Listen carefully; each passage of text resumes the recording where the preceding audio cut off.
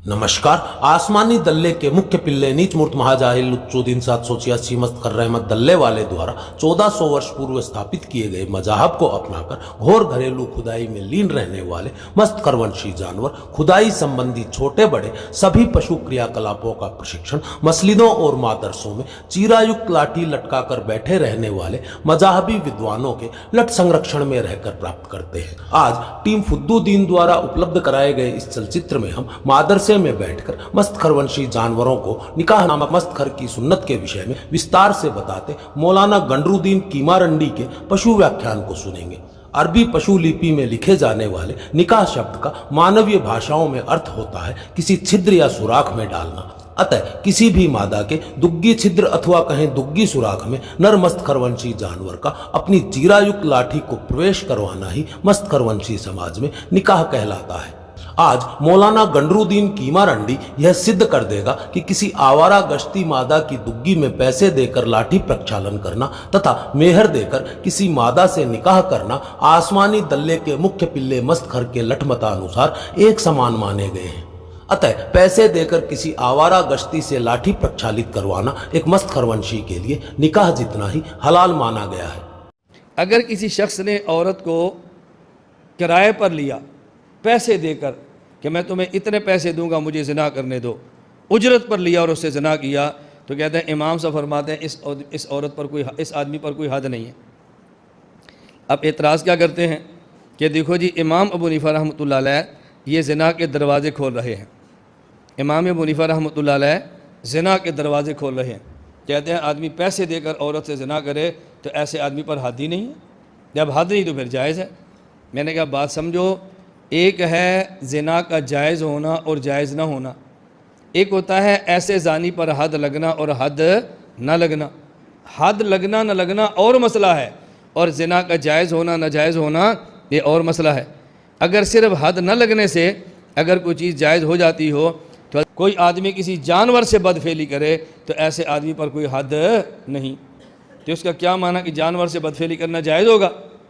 अब बताओ, फमस्तमता तुम भी मिन हुन्ना फ़आतु हुन्ना उजूरा हुन्ना, जब तुम किसी औरत से निकाह करो तो औरत का हक महर दिया करो। औरत से निकाह करो तो औरत को हक महर दिया करो। तो ये जो इसने औरत के साथ हम बिस्तरी की है और बदले में पैसे दिए हैं, निकाह वाला बंदा भी औरत से निकाह करता है और बदले बुज़ा के तौर पे पैसे देता है। तो शुबा ये था कि जैसे हक महर है वैसे उजरत है, ये हक महर की तरह है, इसलिए इस पर हद नहीं जारी होनी चाहिए। शुभ आ गया। अब ज़हन में सवाल आएगा, भाई वो तो तब है जब निकाह हो और फिर पैसे दें हक महर, इसने तो निकाह नहीं किया और फिर पैसे दिए, ये हक महर के मुशाबे कैसे हो गया? हमने कहा ये निकाह के मुशाबे है। क्यों? निकाह में ये होता है कि दो आदमी गवाह हों और मर्द औरत इजाब कबूल कर ले, और अगर गवाह न हो इजाब कबूल करें तो इमाम मालिक फरमाते हैं फिर भी निकाह हो जाता है। हज़रत इमाम मालिक यहाँ गवाह शर्त नहीं है। तो चूँकि फ़िक़्ह मालिकी में बग़ैर गवाहों के इजाब कबूल करने से निकाह हो जाता है, तो ये शुबा है कि मर्द औरत राज़ी भी हैं और पैसे भी दिए हैं, तो निकाह का भी शुबा मौजूद है और हक महर का भी शुबा मौजूद है, लिहाजा इसके ऊपर हद जारी नहीं होनी चाहिए। और ऐसा मसला अहादीस के अंदर भी मौजूद है। मसलन रसूल अकरम सल्लल्लाहु अलैहि वसल्लम ने इरशाद फरमाया, अय्युमा इमराअतिन नकहत, कोई औरत अपना निकाह करे बग़ैर इज़्न वलियहा, अपने घर के सरबरा और वली की इजाज़त के बग़ैर, फ़निकाहुहा बातिलुन फ़निकाहुहा बातिलुन फ़निकाहुहा बातिलुन, तो इसका निकाह बातिल होगा बातिल होगा बातिल होगा।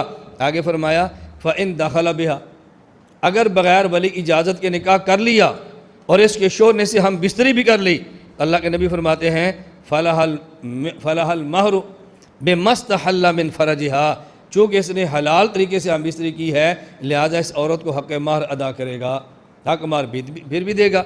और हक महर कौन सा होगा? हक महर मिस्री होगा, जो आम तौर पे इस इलाके में इस ख़ानदान की औरत का हक महर होता है। आप देखो निकाह को बातिल भी फरमाया जा रहा है और शर्मगाह को हलाल भी किया जा रहा है और हक महर भी साबित किया जा रहा है। जिस तरह किसी औरत को पैसे देकर घर में नुकरानी रखा जाए और आदमी उससे ज़िना कर ले, इस पर हद ज़िना होती है, इसी तरह कोई आदमी किसी औरत को पैसे देकर लाए ही ज़िना के लिए तो इस पर भी हद होती है। तो फतवा इस बात पर है कि हद होगी। बात समझ आ गई?